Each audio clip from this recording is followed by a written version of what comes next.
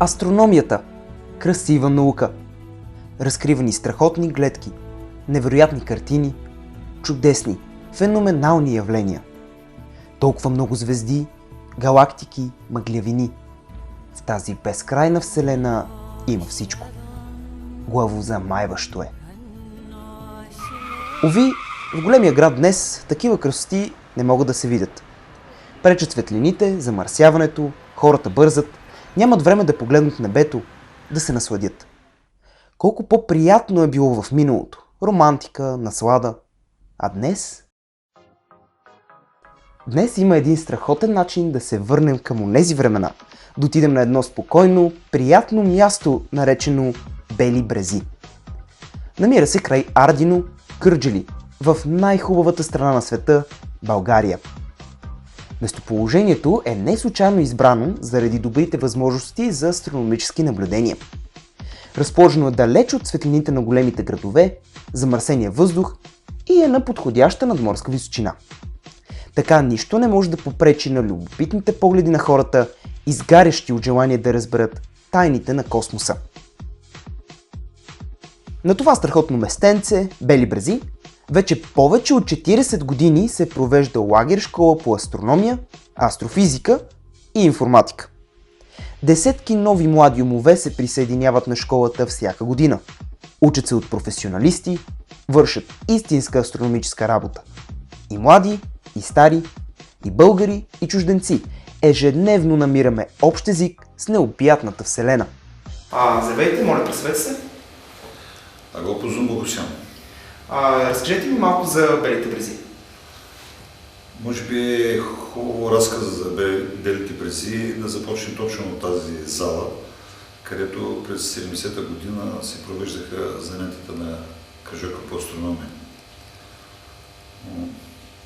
Тогава бяхме събрани ентусиасти и малко по-зрели наши състуденти от по-горните курсове, които провеждаха тези занятия.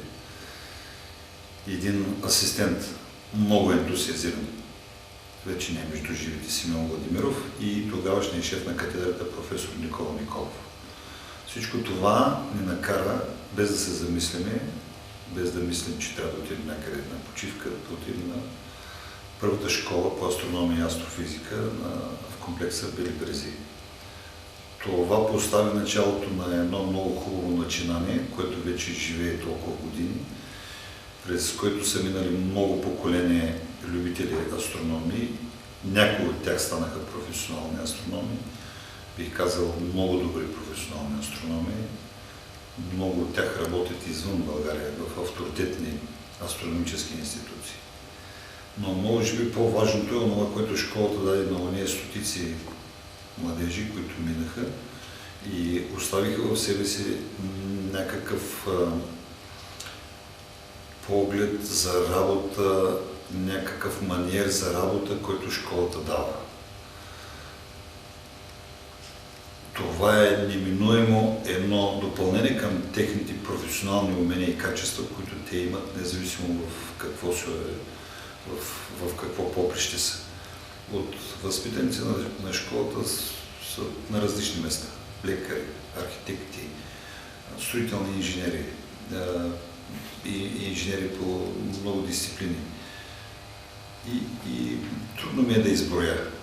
В момента не мога да кажа кое е било водещото за мен като студент и сега не мога да кажа кое е водещото като един от хората, който организира тази школа. Дали емоцията или желанието за познание, което дава школата. Навярно това е някаква сплав от двете неща, което ни кара така с толкова инат и с толкова хъс да отстояваме тази школа, тя да работи, тя да живее. Аз се радвам, че ние вече имаме такива последователи в ваше лице, които може би започнат тяхното броене на това колко години ще бъдат в школата и мисля, че не се лъжи в това. Най-важното, което прави школата, е да научи хора на различна възраст да наблюдават, събират наблюдения, обработват и представят своите наблюдения.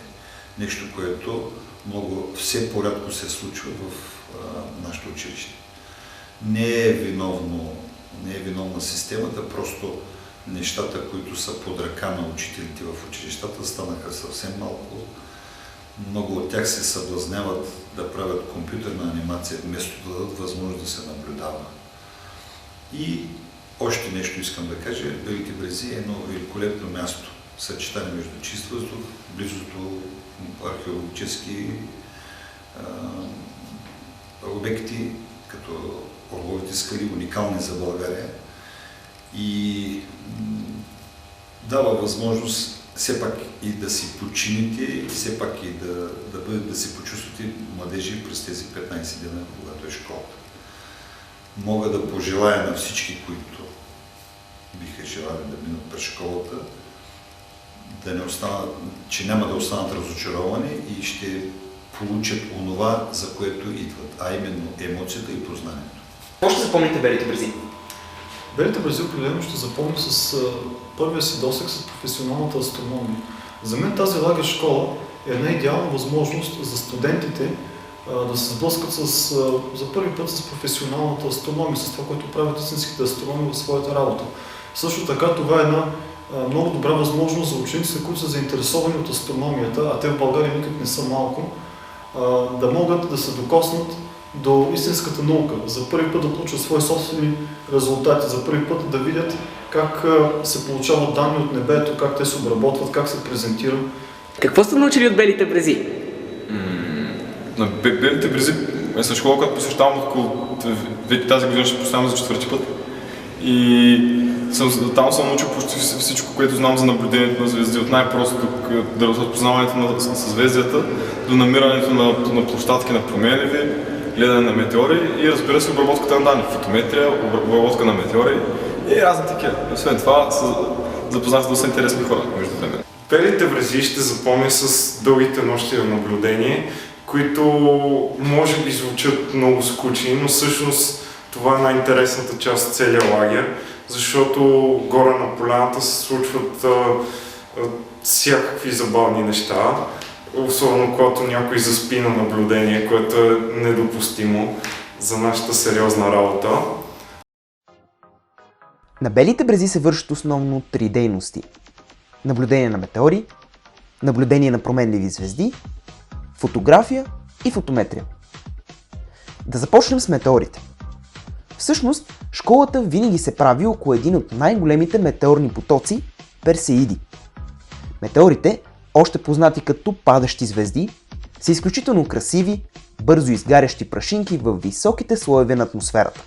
Те обикновено са оставени от преминаваща комета и когато Земята премине през достатъчно голям подобен облак, могат да се видят много такива метеори за определено време. Това се нарича метеорен дъжд. Един от най-големите метеорни потоци се нарича Персеиди и именно тогава се прави школата Бели брези. Второто нещо, което се прави на школата, е наблюдение на променливи звезди.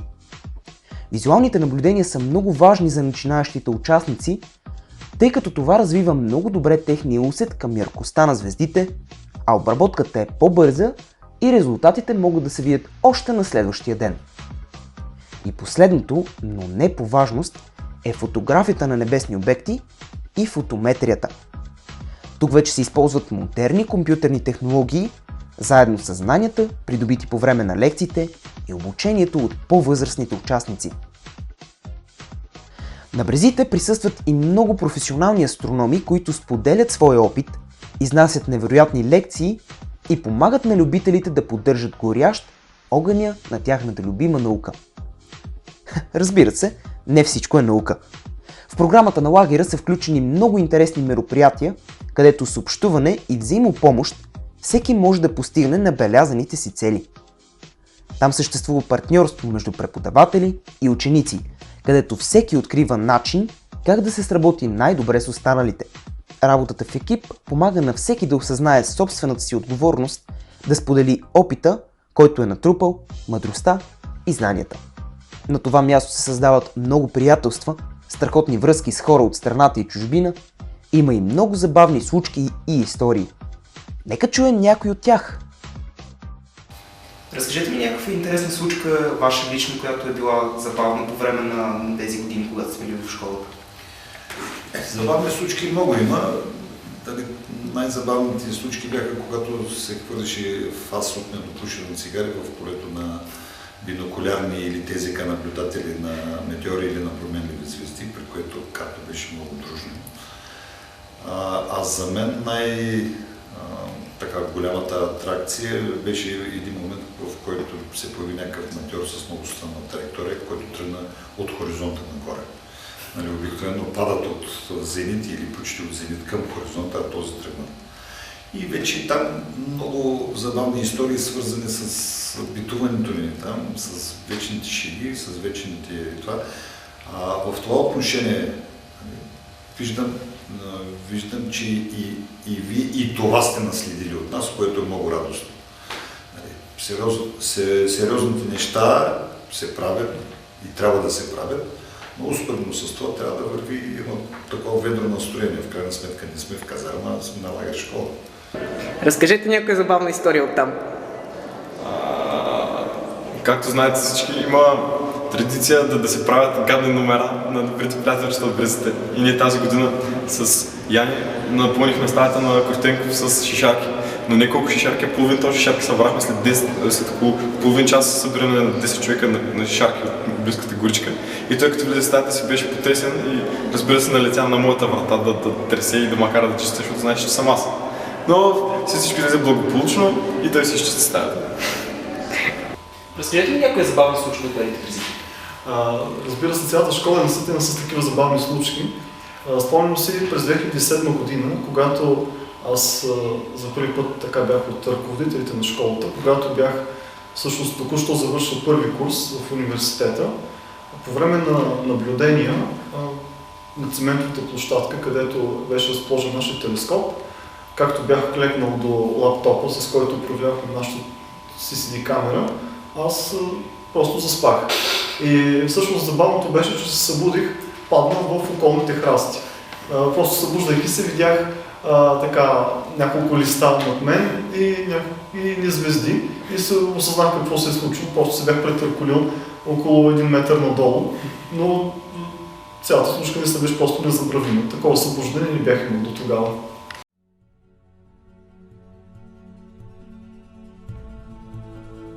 Астрономията. Красива наука. Разкривани страхотни гледки, невероятни картини, чудесни, феноменални явления. Толкова много звезди, галактики, мъглевини. В тази безкрайна вселена има наистина всичко.